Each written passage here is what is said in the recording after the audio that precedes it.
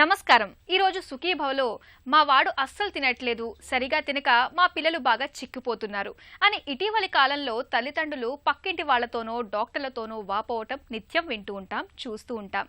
ఈ నేపథ్యంలో చిన్నపిల్లల ఆహారపు అలవాట్లపై ప్రత్యేక కథనంతో మీ ముందుకొస్తోంది నేటి సుఖీభవ. ఆకలి దప్పుల్ని తీర్చుకోవటం అన్నది ప్రకృతిలో ఏ ప్రాణికైనా అత్యంత సహజమైన ప్రక్రియ.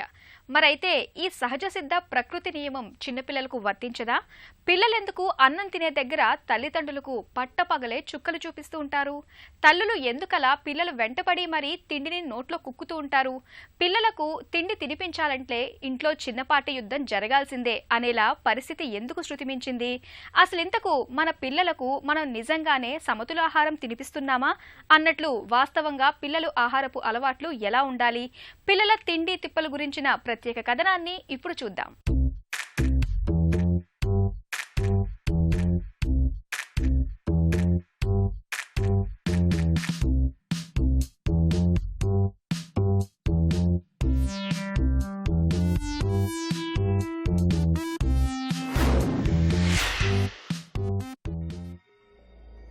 మన దేశంలో 45% పిల్లలు పోషకాహార లోపం సమస్యతో బాధపడుతున్నారని ఓ సర్వే నివేదిక. ఇది నిజంగా అందరినీ కలవరపెట్టే సామాజిక సమస్య. ఇదే దేశంలోని కొద్దో గొప్పో శాతం పిల్లలు విపరీతమైన జంక్ ఫుడ్ అలవాట్ల బారిన పడి ఊబకాయలుగా తయారవుతున్న పరిస్థితిని కూడా చూస్తున్నాం. ఈ రెండింటికీ చెందని మధ్యతరగతి పిల్లలది మరో ప్రత్యేక కేటగిరీ. ఈ పిల్లల ఆహారపు అలవాట్లు ఇటీవలి కాలంలో అత్యంత చిత్రంగా తయారవుతున్నాయి. ముఖ్యంగా పట్టణాలు, నగరాల్లో నివసించే వారిలో అధిక శాతం తల్లులు పిల్లలకు కేవలం తిండి తినిపించడంపైనే శృతిమించిన శ్రద్ధ కనబరుస్తారని, అది బెడిసికొట్టి మొదటికే మోసం వచ్చి పిల్లలు అసలు అన్నం తినాలంటేనే మారాం చేసే మొండి ఘటాలుగా తయారవుతుంటారని చెబుతున్నారు డాక్టర్లు. సమస్య తల్లుల వైపు నుంచి మొదలై చివరకు దాని పర్యవసానం పిల్లల తిండి తిప్పల్లో కనిపిస్తుంటుందని డాక్టర్లు సెలవిస్తుంటారు. Nature has got a perfect design. ప్రకృతి ఎంతో సుందరంగా, సవ్యంగా ఇది తీర్చిదిద్దబెట్టింది.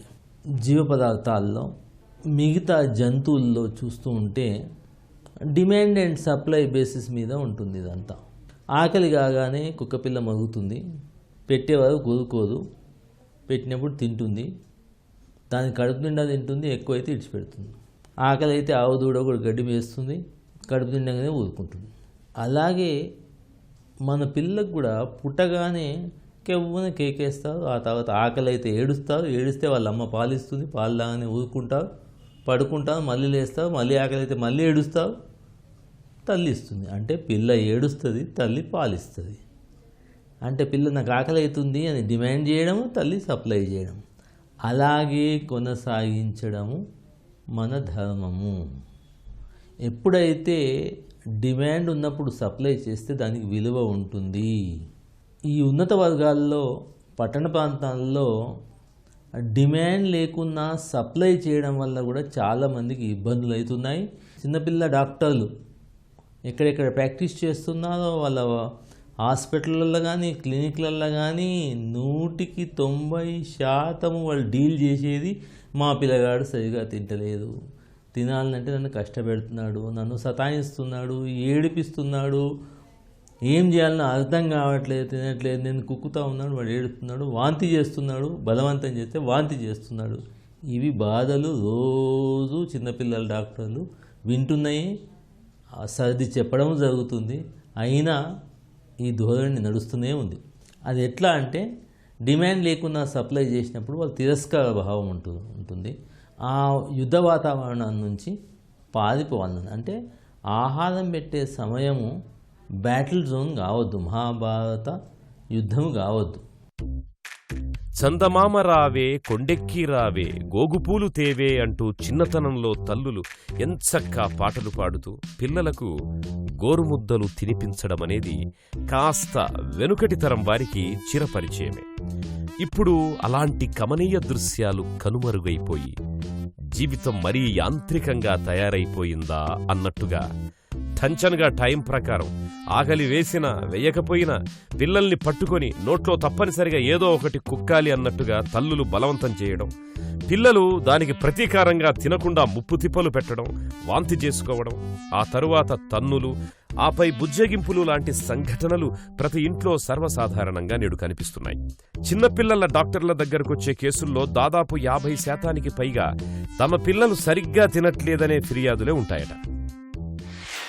సంతోషంగా ఉన్నప్పుడే మనం ఎక్కువ తినగలుగుతాము, దుఃఖంగా ఉన్నప్పుడు తక్కువ తింటాము. మరి వాడిని దుఃఖపెట్టి ఏడిపించి తినిపిస్తానంటే వాడు మొత్తం ఎంత తినాలనో అంత తినలేడు. ఒకవేళ ఫోర్స్ చేసి తినిపిస్తే వాంతి చేస్తాడు, బడకమంటాడు. వానికి స్వాతంత్రం కావాలి, వాని ఇష్టం ఉన్నట్టు తినడం వానికి కావాలి. కనుక ప్రకృతి సహజంగా మనం తినిపించడం నేర్పియాలి పిల్లలకు. చిన్నపిల్లలు దే ఆర్ వెరీ గుడ్, చాలా మంచి పిల్లలు. వాళ్ళకి ఆకలి అంటే ఏందో తెలుసు, ఆకలి అనగానే ఎలా అడగాలనో తెలుసు. అడిగినప్పుడు ఆ టైంలో మనం పెట్టడం మన ధర్మం, అడగడం మన హక్కు, పెట్టడం మన బాధ్యత. అలాగే కడుపు నిండగానే ఆగుతారు వాళ్ళు, ఎక్కువ పెడితే మూడు దిప్పుతారు, తినరు, ఇంకా జబర్దస్త్ చేస్తే వాంతి చేస్తారు.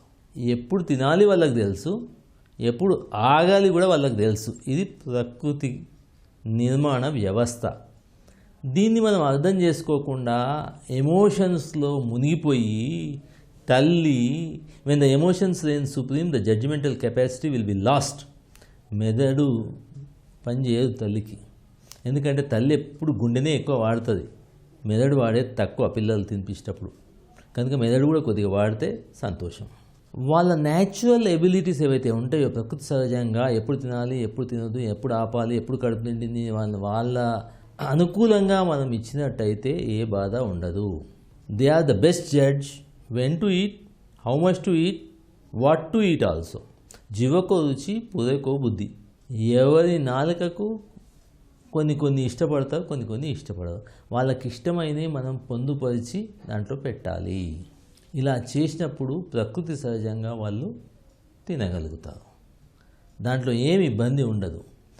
ఈ సూక్ష్మాన్ని గ్రహించక, ఈ సత్యదర్శనం చేయక తల్లిదండ్రులు ఏడుస్తూ, పిల్లల్ని ఏడిపిస్తూ, డాక్టర్ దగ్గరికి వచ్చి డాక్టర్లను కూడా ఏడిపిస్తూ పని తీసుకుంటున్నారు. ఇది కొద్దిగా అర్థం చేసుకుంటే అందరి కష్టాలు తీరుతాయని నేను అనుకుంటున్నాను.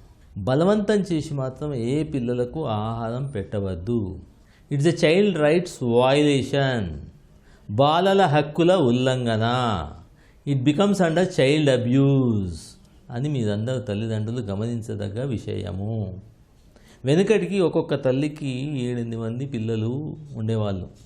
2 జనరేషన్ 3 జనరేషన్లు మొత్తం 7 మంది పిల్లలకి ఇలా పట్టుకొని తినిపించడం అనేది ఏ తల్లికి సాధ్యం కాదు. వాళ్ళకి పనులు ఉండే దంచేది, చేదేది, ఇసిరేది, ఊడ్చేది, అన్ని పనులు ఉండేవి. కనుక పిల్ల అమ్మ ఆకలి అవుతుందంటే తినిపించడానికి ప్లేట్లు పెడితే తినేసేవాళ్ళు వాళ్ళు.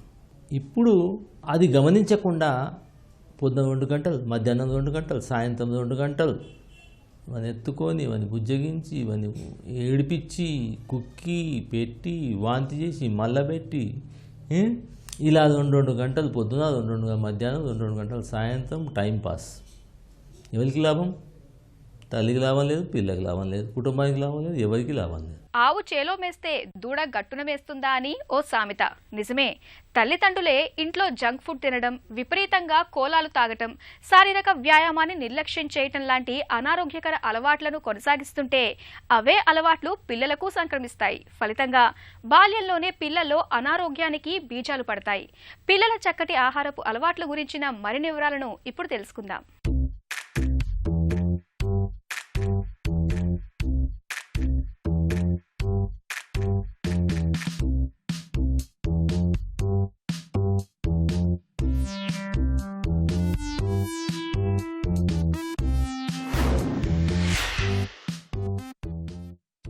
దాగుడు మూతలు, గోళీకాయలు, బొంగరాలు, కబడ్డీలు, ఖోఖోలు, వీటితో పాటే బడికెళ్లడం, సరదాగా చదువుకోవడం, ఇది ఒకప్పటి పిల్లల ఆటపాటలు, చదువు సంధ్యల చిత్రం. కంప్యూటర్లో లేదంటే సెల్ ఫోన్లలో టెంపుల్ రన్, క్యాండీ క్రష్ లాంటి గేమ్స్ ఆడడం, టీవీల్లో కార్టూన్ షోలకి, క్రికెట్లకి పరిమితమైపోవడం, వద్దస్తమానం ట్యూషన్లు, హోంవర్కులు, పరీక్షలు, ర్యాంకులు, ఇది నేటి పిల్లల ఆటపాటలు, చదువు సంధ్యల ముఖ చిత్రం. ఇటీవలి కాలంలో పిల్లల్లో ఆహారపు అలవాట్లు చిత్ర విచిత్రంగా తయారవడం, అసలేమాత్రం శారీరక శ్రమ లేకపోవడం కారణంగా చిన్నారుల్లో రకరకాల ఆరోగ్య సమస్యలు కనిపిస్తున్నాయి. అలాగే స్వీట్లు, ఐస్ క్రీమ్స్, పిజ్జాలు, బర్గర్లు, చాక్లెట్లు, కోక్ పానీయాలు ఇలా నోట్లో పెట్టుకోగానే అలా కరిగిపోయి కొవ్వుగా మారిపోయే జంక్ ఫుడ్స్కి పిల్లలు ఇటీవలి కాలంలో బాగా అలవాటు పడిపోతున్నారు. దీనికి తోడుగా ఏమాత్రం ఆటలు, శారీరక శ్రమ లేకపోవడం, పైగా చదువుల ఒత్తిళ్లు ఇవన్నీ కలగలిసి చిన్నపిల్లల్లో ఊబకాయంతో పాటు ప్రవర్తనాపరమైన సమస్యలు కూడా తలెత్తేలా చేస్తున్నాయి. ఇక జంక్ ఫుడ్ అనేది కొత్తగా వచ్చిన మహమ్మారి. ఈ జంక్ ఫుడ్ అనేది ఈ 100-200 సంవత్సరాల నుంచే మొదలైంది. ఇది జంక్ ఫుడ్ అంటే అర్థం ఏంటిది? వ్యర్థమైన పదార్థము, శరీరానికి పనికిరాని పదార్థము, శరీరానికి హాని చేసే పదార్థము అని అర్థం. 0 క్యాలరీస్, ఎంటీ క్యాలరీస్ అంటే దాంతో ఉపయోగం ఏం లేదు, చెడు అయ్యే అవకాశం ఎక్కువ ఉంది అని దాని అర్థము. మనకు సహాయం చేయండి, మనకు దుష్ఫలితాలు ఇచ్చేది అని తెలిసి కూడా షోక్ కోసం తినడం. అంటే ఎట్లా? సిగరెట్ హానికరము అని తెలిసి సిగరెట్ తాగడం ఎట్లనో, ఆల్కహాల్ తాగితే మెదడు చెడిపోతుంది, లివర్ చెడిపోతుంది, శరీరం చెడిపోతుంది, ఆయువు తగ్గుతుంది అని తెలిసి కూడా తాగడం ఎట్లనో ఇది కూడా అంతే. జంక్ ఫుడ్ తింటే కూడా ఉబ్బకాయం వస్తుంది, బ్లడ్ ప్రెషర్ వస్తుంది, షుగర్ వస్తుంది, మోకాలు చిప్పలు అరిగిపోతాయి, ఎముకలు సన్నబడతాయి, మెత్తగా అవుతాయి, హార్మోన్ల సమస్య వస్తుంది. దాంట్లో ప్రతి సాఫ్ట్ డ్రింక్లో కెఫీన్ ఉంటుంది. కెఫీన్ తీసుకుంటే దాంట్లో యాంగ్జైటీ మొదలవుతుంది, పిల్లలకు ఆందోళన, అగ్రెసివ్నెస్, స్టబన్ బిహేవియర్, ఎదురు తిరగడం, కొట్లాడే ప్రవృత్తి కలగడం, ఇటువంటి మానసిక లక్షణాలు ఉంటాయి. దాంతో కడుపుకు కష్టము, శ్వాసనాళానికి కష్టము, మెదడు ఆలోచన విధానానికి కూడా కష్టం అవుతుంది. ఆ జంక్ ఫుడ్ తినడం వల్ల ఒబేసిటీ వస్తుంది, ఉబకాయం అనేది మహమ్మారి. ఇప్పుడు ప్రపంచంలో అన్నిటికంటే సామాన్యమైనది, అన్నిటికంటే పెద్ద జబ్బు ఉబకాయం. దీంతో యుద్ధం చేయలేక కష్టపడుతున్నారు. ఒక్కొక్కరు అయితే కడుపు కోసుకొని లోపల ఉన్న కొవ్వంతగా తీసేసి మళ్ళీ కోసుకొని పెట్టుకుంటున్నారు. కొంతమంది కడుపు సగం కోసేసి సగం పెట్టుకుంటున్నారు దాని కెపాసిటీ లేకుండా.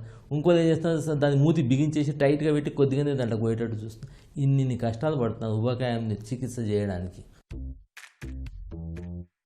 పిల్లల తిండి దగ్గరకు వచ్చేసరికి ఎల్లు పీకి పందిరేయడాలు, తలప్రాణం తోకకు రావడాలు, పట్టపగలే చుక్కలు కనిపించడాలు, యుద్ధాలు జరిగిపోవడాలు సర్వసాధారణంగా చూస్తుంటాం. ఈ పరిస్థితి రాకుండా జాగ్రత్త పడాలంటే పిల్లలకు స్వతంత్రంగా తినడం అలవాటు చేయాలి. ఒక వయసొచ్చాక గోరుముద్దలు పెట్టడం లేదా బలవంతంగా తినిపించడం చేయరాదు. కోపం, చిరాకు, ఆదుర్ద లాంటి భావోద్వేగాలతో భోంచేస్తే పిల్లల్లో జీర్ణ సంబంధ సమస్యలు రావచ్చు. అందుకే పిల్లల్ని తినమని బలవంతం చేయడం, తినేటప్పుడు వేగంగా తిను, చదువుకోవాలని వేపుకు తినడం కూడా మంచిది కాదని చెబుతున్నారు డాక్టర్లు. పిల్లలు తినేప్పుడు సంతోషంగా ఉండేలా చూడాలి. ఏదో ఒక పూట పిల్లలు అన్నం తినడం మానేసినా తినమని బలవంతం చేయకపోవడమే మంచిది. వారికి బాగా ఆకలి వేసినప్పుడే తింటారు.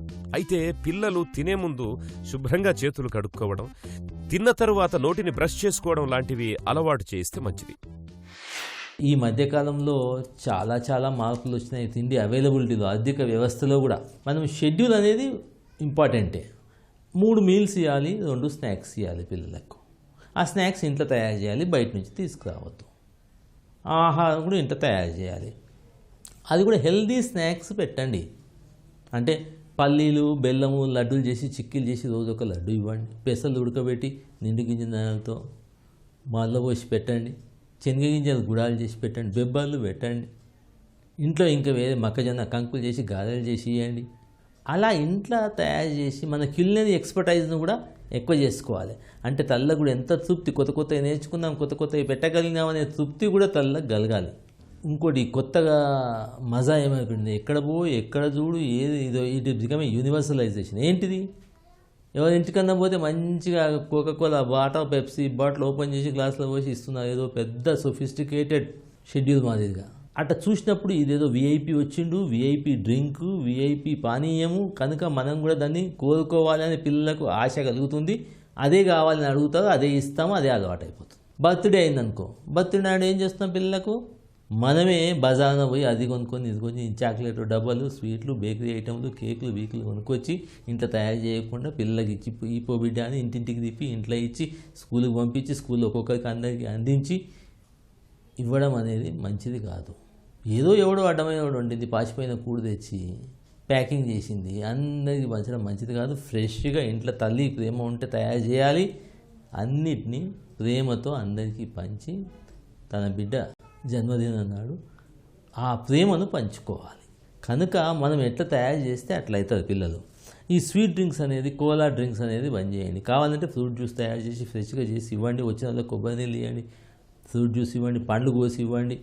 ఇంకా ఇంటికి ఎవరి ఇంటికన్నా పోతే మీరు బేకరీ ఐటమ్లు అవి ఇవి కొనుక్కొని చాక్లెట్ డబ్బాలు కొనుక్కొచ్చి చేయబడదు.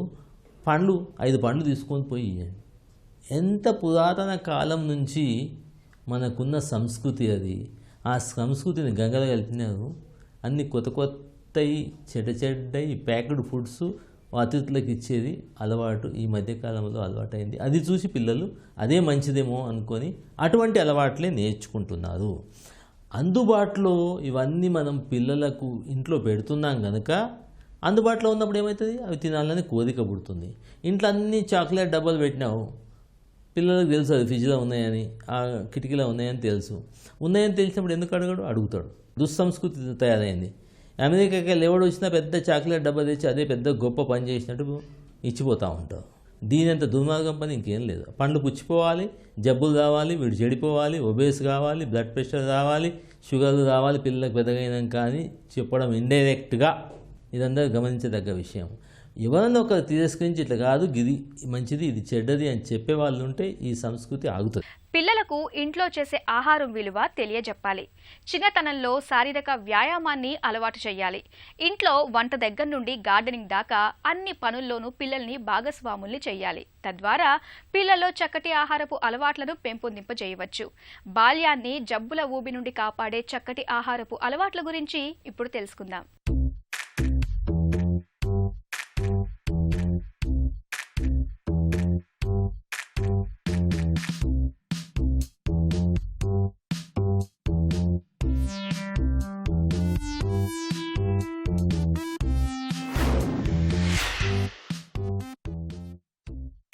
పిల్లల్ని ఇంటి పనుల్లో భాగస్వాముల్ని చేయడం అన్నది అత్యంత ప్రధానం. ముఖ్యంగా పిల్లల్ని మార్కెట్కి పంపి కూరగాయలు తెప్పించడం, గార్డెనింగ్ లాంటివి ఉంటే వాటిల్లో పని చేయించడం, ఇంకా వంటలు చేసేటప్పుడు కూరగాయలు కట్ చేయించడం, టీవీల్లో మునిగిపోయి టైం తెలియకుండా తినడం కాకుండా ఇంటిల్లిపాది ఒకేసారి కూర్చొని తినడం లాంటివి చేయడం ద్వారా పిల్లల్లో చక్కని ఆహారపు అలవాట్లను పాదుకొల్పవచ్చు. అలాగే బయట దొరికే జంక్ ఫుడ్, కోక్ పానీయాలు కాకుండా ఇంట్లో తయారు చేసుకున్న సంప్రదాయ వంటలు, పానీయాలను పిల్లలకు అలవాటు చేయడం ద్వారా వారి ఆరోగ్యం భేషుగ్గా ఉంటుంది. వీళ్ళను భాగస్వాములను చేయాలి.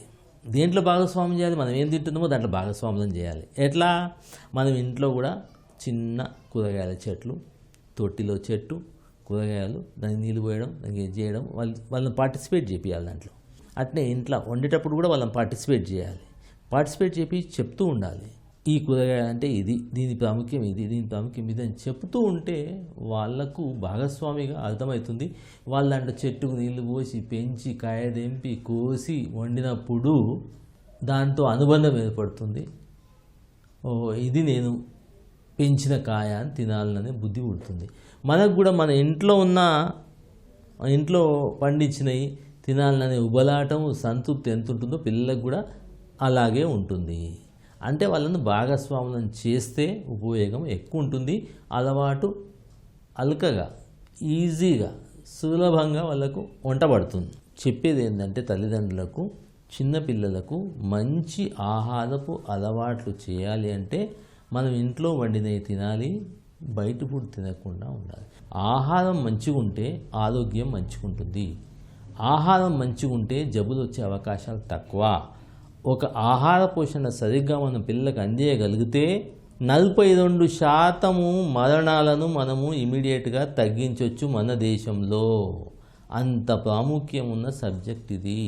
అందరి తల్లిదండ్రులు దీన్ని చాలా ఫోకస్ చేసి పాటుపడి క్రమశిక్షణతో అర్థం చేసుకొని పిల్లలను పెంచే కల్చర్, మన కల్చర్ అలవాటు పడేటట్టు చూడండి. పిల్లలకు చదువు సంధ్యలతో పాటే ఆటపాటలు కూడా అత్యంత ముఖ్యం. కంప్యూటర్లు, సెల్ ఫోన్లు, టీవీలకు పిల్లలు అతుక్కుపోకుండా ఆరుబయటకెళ్లి ఆడుకునేలా చూడాల్సిన బాధ్యత కూడా తల్లిదండ్రులదే. ఈ ఆటపాటల్లో అలసిపోతేనే పిల్లలకి ఆకలి విలువ తెలిసేది. అప్పుడే వారు మారాన్ చేయకుండా తింటారు. ఇక పిల్లలు జంక్ ఫుడ్కి దూరంగా ఉండేలా జాగ్రత్త తీసుకుని ఇంట్లోనే కాస్త రుచికరమైన పదార్థాల్ని చేసి తినిపించేలా చూడడం తల్లుల బాధ్యత. పిల్లలకు మంచి ఆహారపు అలవాట్లు నేర్పిస్తే వారి ఆరోగ్యం కూడా చక్కగా ఉంటుంది. బాల్యంలో చక్కటి ఆహారపు అలవాట్లతో బాటలు వేస్తే తద్వారా భవిష్యత్తులో బంగారం లాంటి ఆరోగ్యం సొంతమవుతుందనే విషయాల్ని తెలుసుకుందాం కదా. తిరిగి రేపటి సుఖీభవలో మళ్ళీ కలుసుకుందాం. సుఖీభవ కార్యక్రమానికి సంబంధించి మీ విలువైన సూచనలు, సలహాల్ని వెంటనే మాకు రాయండి. మా చిరునామా Sukhibhava, ETV, Ramoji film city, Hyderabad 501-512 లేదా sukhibhava@etv.co.in కు మెయిల్ చేయండి.